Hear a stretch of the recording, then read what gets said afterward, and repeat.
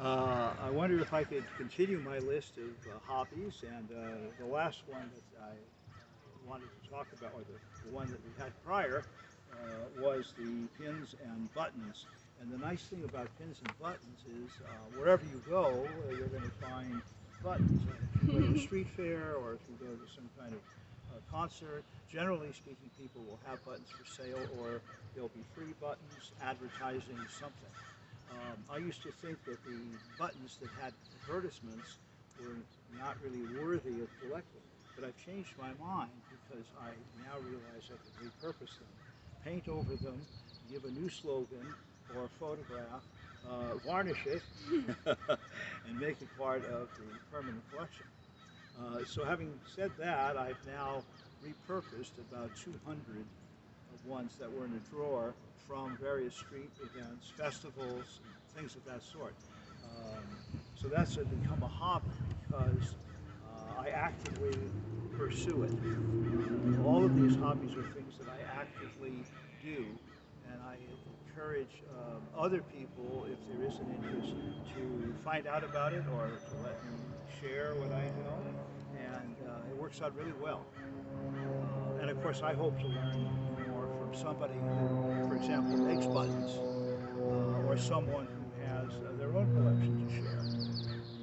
So that's a big item. I should have brought some, but I will. I will bring a selection. Um, Generally, I wear some, but not today. Oh, we were going to talk about this guy. Yes. Okay, it's not really a button, but it goes back to personal collection of jewelry. This is,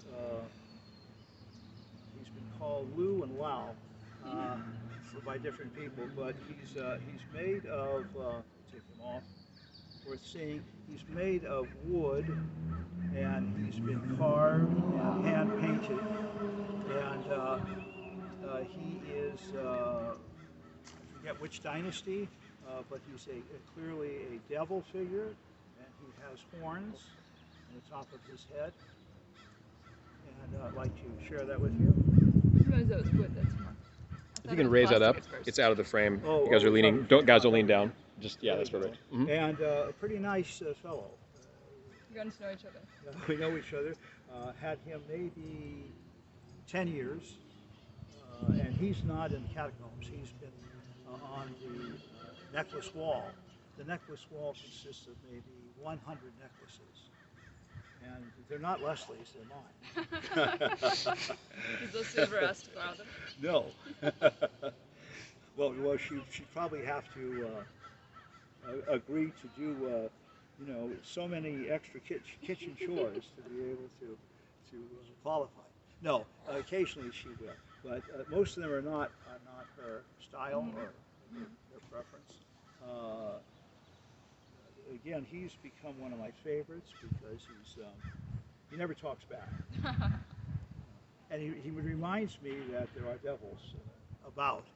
So, guardian shoulder on this side and wow on my chest.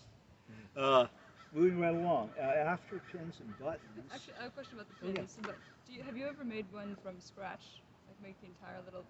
Yes, yes. Someone gave me a button machine, which consists of the hardware, which is a press, and the software, which is the actual button and the button back, which would have the clip or the safety pin or some way of hooking it onto your garment. So I'm now looking into this machine and I'm going to start playing with it. It's sort of daunting because there are a few steps and you have to do it in the right order. So I thought I'd study it, probably watch a video to make sure I know what I'm doing and then go for it.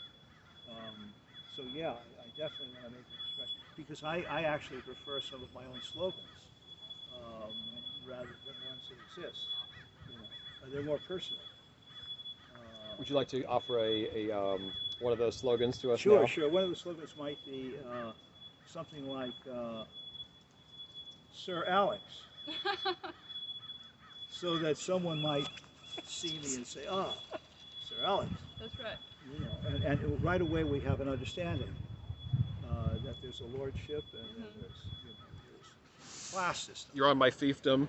Act, Yeah. act accordingly. Exactly. And where is your donation for the year? Whether it's going to be pigs or cows or cash, photos, yeah. So I think, another slogan might be, I'm here now, because so many people are not in present time, so it would be a way of reminding them. One person had a pin the other day that said, Booty Mama, and I thought that would be a nice one to have. Oh, yeah. You know. So there's all kinds of slogans you can make up, and some of them might come to you as you're on the muni bus or you're walking down town, and you think, oh, there's a great slogan. Why don't I put that? So now I've got a machine. So in the future, I will be able to regale you with tons of personal slogans. Looking forward. Yeah. Okay. She has a few slogans as well. You guys might want to collaborate. Yeah, absolutely. Yeah, we could do word plays, double entendres. Triple, quadruple. Yeah, any of those kinds of things. Sure, and you may want to suggest, and I'll make some for you. Sure. Okay. Let's go on with the next hobby. I crossed off a few because they're not as significant. Oh, horror movies. Major. This is really big. Since 1958, when I saw my first horror film in a legitimate theater with a good buddy of mine, and we saw The Tingler. And if you haven't seen The Tingler, you must. It's a Vincent Price movie, who was for many years, the god of horror, and did so many important films. House of Wax, he did The Fly, the original Fly, not with Jeff Goldblum, but with Vincent Price, who was much better. Anyway, just a side note about The Fly, when Leslie was a little girl, about 5 years old, her father resembled Vincent Price to a tremendous degree.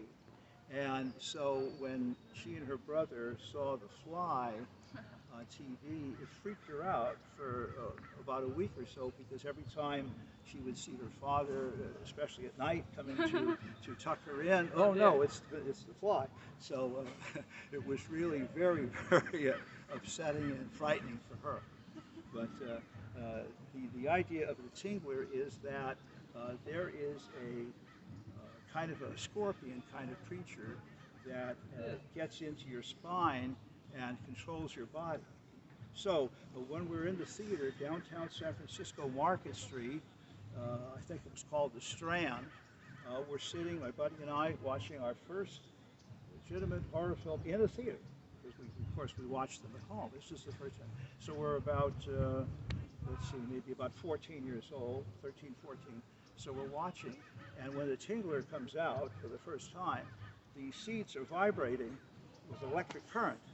So you're getting a little bit of The Tingler, and people are freaking out because that was not expected.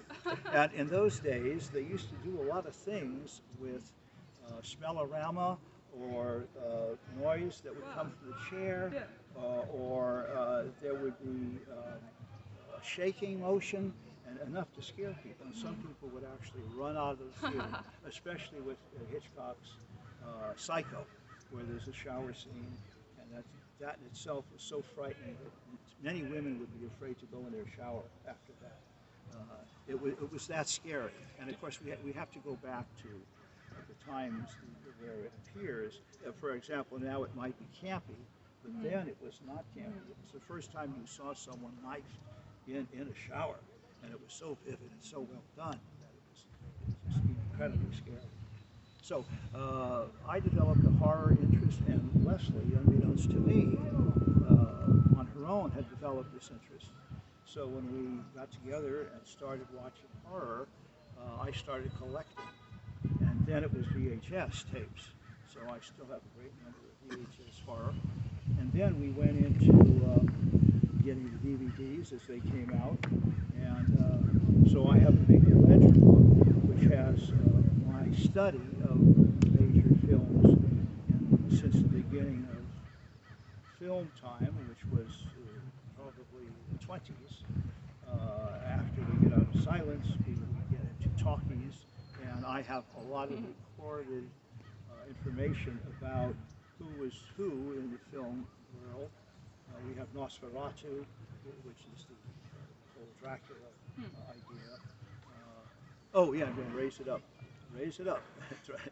Raise up Nosferatu. Raise the dead, right? Yeah. Right. Of all the topics to be raising things, right? So anyway, this horror thing became important to both of us. So now we will often look forward to a horror film when we're at the entertainment part of the evening after dinner, sitting around. Let's watch a horror film. Okay, what do you want to see? So either go to my repository of horror, or we'll look and see what's available online. And it's impossible to keep up with what's available. It is such an important genre in film and in literature that you cannot keep up with the amount of horror films that are available. And not only in America, but they're popular in the Orient, and they're popular in England. Where else? Korea has become quite a place for horror films. An important genre, you said. Yes. How so, or in what way? Oh, important in the sense that it's become so popular. Yeah. People want to be scared in the safety of their own home, so they can yell and scream and know that they're protected in their own bed, they're protected in their own living room, and so it's a kind of a secret pleasure.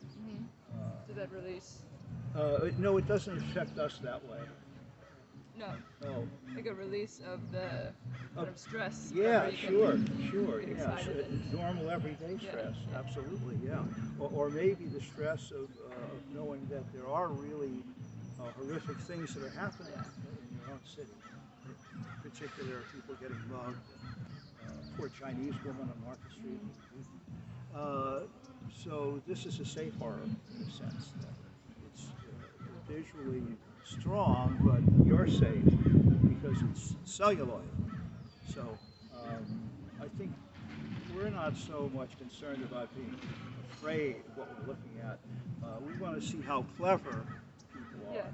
And the psychological stress is much more significant than the so-called slasher film, where somebody is actually having their feet extracted or their head cut off.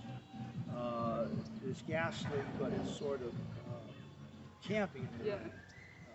But the psychological horror of a woman, say, being alone, a blind woman being alone in her home, knowing that there is a serial killer outside, and she has to place her wits against his.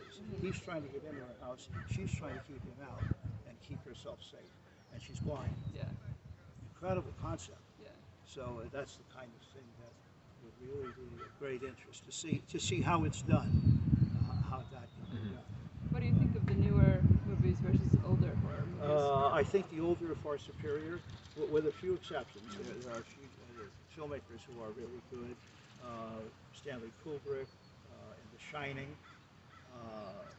That was certainly very, very scary in a different way. But overall, I would say the older films, particularly British film made by the Hammer Studio in London was... I was going to ask you about that. I'm so glad you brought it up. And for example, we have people like Christopher Lee and Peter Cushing, and these were exceptional guys who specialized in this genre, like Vincent Price in America, and they were really accomplished. And they did some nice treatments of Frankenstein